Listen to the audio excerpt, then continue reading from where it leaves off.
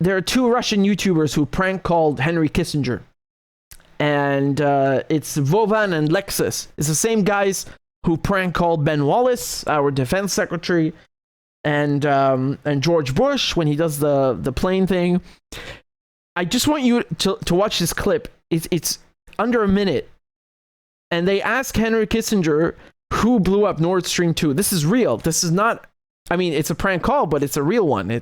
Everything is legit. Take a look. Of Nord Stream 2.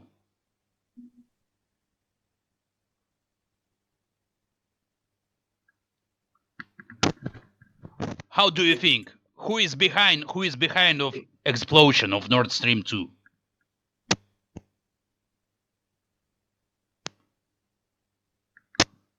Who is guilty? How do you think? I frankly have thought you were. Really? You think that we? No. But I didn't blame you.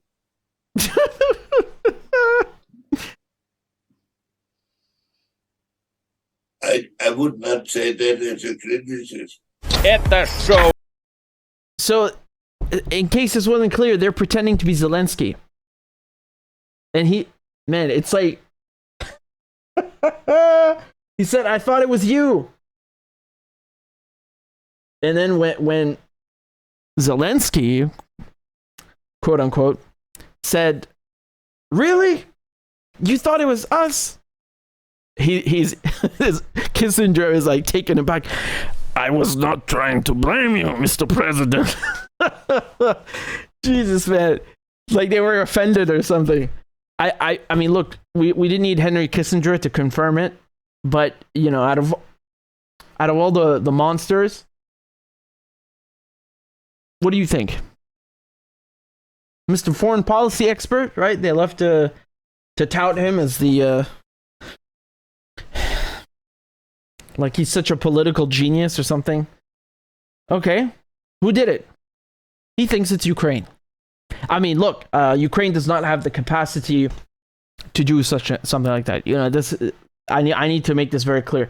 Ukraine can certainly be in on it, but Ukraine does not have the divers.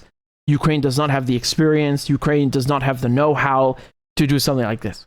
I still think the UK had something to do with this. I'm convinced, and I know people like to say it's the US, but they don't know why they say that, right? You know, Nord Stream is an industrial pipeline. Okay, this is we're not talking about some random piece of infrastructure. This is very, very high quality, enormous, worth billions of dollars, high quality infrastructure built by Russia and by the other stakeholders of Nord Stream and Germany and so on, right? So when we talk about industrial sabotage, because this is what it is, it's industrial sabotage, okay? We are not talking about, someone sabotaging a friendship or sabotaging, I don't know, a fishing boat. This is industrial level sabotage. There are only a few countries who can do this sort of thing, and the United Kingdom invented this kind of sabotage. Okay, so if you go to World War II, you look at World War II and the dam busters, right? So back then there was a problem with blowing up German dams. Why? Because even since World War I, right? Where is the industrial heartland of Germany? Where? Is it in Berlin? No, it's in the Ruhr, the Rhine region. Okay, this has always been the industrial heartland. Actually, one of the reasons for World War II comes from, of course, the Versailles Treaty. You can always trust France to fuck something up. So they insisted on occupying the Ruhr, right, and the entire Rhine heartland. So this crippled Germany militarily, which is not a bad thing, but it also did it industrially, which pissed, which, let's say, made it easier for the Nazis to take power in Germany. So fast forwarding to World War II, you want to destroy German Nazi industry, and the one way of doing that is flooding it, right? So you have a series of dams, of strategic dams, that if you destroy them, the flooding will be so catastrophic that you will put a lot of these factories, not all of them, but a good chunk out of action. Now, the problem is that the Germans, they have, they're not stupid. They know that these dams will be targeted, so they put up nets in the water to block any torpedoes. Because if you take a submarine or a ship, you can fire these torpedoes underwater. You won't see them, but you'll hear them. And the German way of response to this or answer to this was to put nets. They worked well, unfortunately, right? You have mines also in the sea, but that's a little less effective. But nonetheless, to protect against both of these vectors, they put nets. So it's out of the question to drop a torpedo by plane or launch it by submarine. It's just going to get blocked. The other problem is that you have a series of nets, right? So there's multiple layers. They came up with a way of when you take a stone and you throw it and get it to skip in a pond. Same principle. It's quite ingenious, right? So what you do is you make a barrel bomb, essentially, right? It's not from Assad, but it's a barrel bomb. And you put it inside of a Lancaster, which is the main bomber, a four-engine bomber, the main RAF bomber, and the problem is if you just drop it, it's just gonna fall into the water, plop, and just sink like a rock. So how do you get it to skip? Well, you don't have a giant Greek, god to throw it for you. So what you do is you put it in a belt inside of the plane, and they had to modify them for this. And you get it spinning and rotating, and then you drop it, and then it skips in the water, and it worked. Problem is that it killed more Soviet prisoners of war, so Allied prisoners of war, than Germans. And from that aspect, it's a catastrophe from the human toll. But it worked. So this is industrial level sabotage. And the UK is very good at this. You can also look at the SAS. Right now, I think a lot of, not most, but many countries have special forces. But until World War II, this wasn't really a thing. Yes, you had elite guard units and so on throughout history, but special forces, in the way they're understood today, they just didn't exist. So the first special forces unit was created in England, right? It's a special air service. There's also special boat service, which is kind of its sister unit, and they also have them in Australia and New Zealand. In any case, the SAS, what they do is back then is like in North Africa, if you want to go in and destroy German airfields, right, which are a big problem, you would get a bunch of jeeps and paint them pink, because apparently, I guess somebody tested this and found out that pink is the best camouflage in the desert at night for some reason.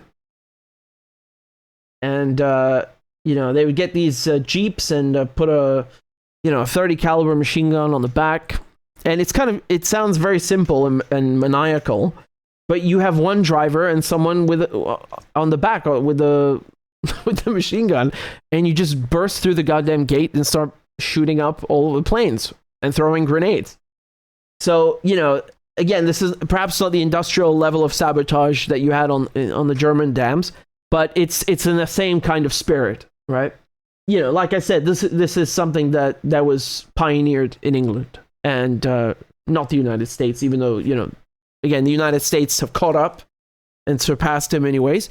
But I think when all the facts come out in good time, you'll see a certain degree of UK involvement. And I think after the Crimea Bridge, the first country that the Russians blamed was the UK, right? Which says a lot and speaks to what I was talking about. Now, unfortunately, back then, those were legitimate and necessary targets. Nord Stream 2 is not.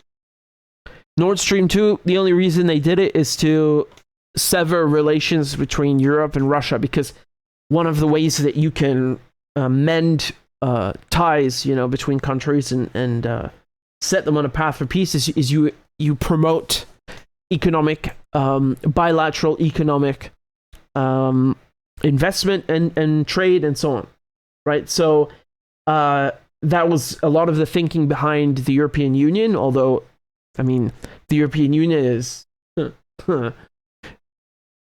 I think you know what I'm going to say. It's a neoliberal cesspit.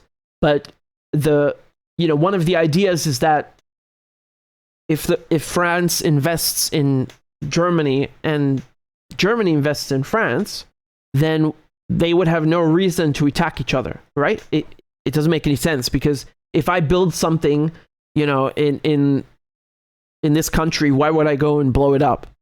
Well, you would, apparently, now. So, even though 49% of Nord Stream AG, right, so Allgemeine Gesellschaft, is owned not by Russia, not by Gazprom, but by other European stakeholders, apparently it still makes sense to blow it up. Wow, how revolutionary. Yeah, but that's what happens. When you introduce a third party. In this case, who is the third party? It's the Americans. The Americans didn't invest anything in Nord Stream, did they? So the reasoning still stands true.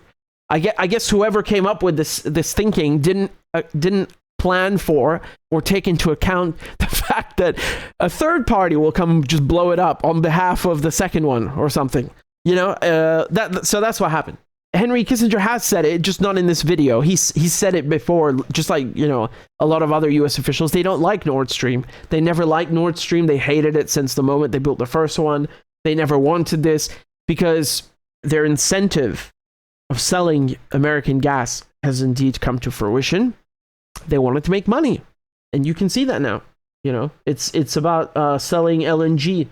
And even if America didn't want to sell any LNG, in their mind, they don't want, rapprochement between Germany or Europe as a whole. Germany is the biggest economy in Europe, and Russia, because that way it's easier to control, right? When you divide and conquer. In this case, quite literally divide, like physically dividing the bridge between mainland Europe, the European Union, and Russia, physically. It's really that simple. It's not necessarily an American point of view. It just happens to be one, right? And it's a neoconservative point of view. That America needs to run things, and if you have the Europeans and the Russians getting along, then America is kind of left, out of the picture, and that's not good if you want to control the world. So, and definitely not good if you want to make money. So, that's really what it boils down to. No, there's no need to complicate it. And the UK, of course, I mean, the UK is not in mainland Europe, obviously.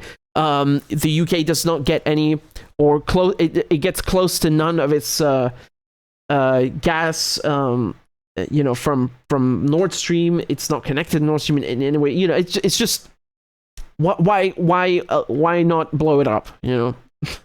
Even before World War II had ended. Churchill was already talking about having to fight the Russians, and I think if your World War II history, that shouldn't surprise you, because Winston Churchill hated Bolsheviks, the Russians, just as much as the Germans, if not maybe more. But again, I suppose that part is up for debate. Whether he knew that there was going to be a Cold War and so on, and he certainly did. He used chemical weapons in Russia, right? So this is in 1917. He knew how ineffective they are, and not just ineffective, actually. The first iteration, the M device, was ineffective, but then they made it even more lethal. And he wanted to use it. He was like, yeah, jolly good show, gas bloody bosses. Yes. I think that says a lot,